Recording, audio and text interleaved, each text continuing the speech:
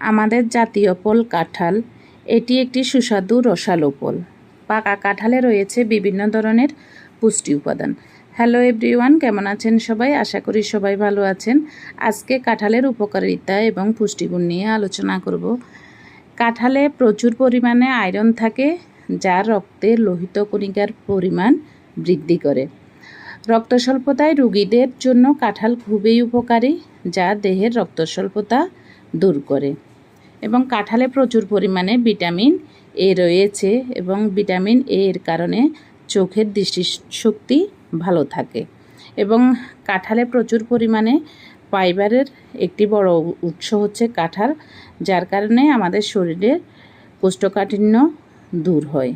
এবং কাঁঠাল খেলে শরীরে উচ্চ রক্তচাপ নিয়ন্ত্রণ হয়, যার ফলে আমাদের দেহে স্ট্রোকের ঝুঁকি কমায়।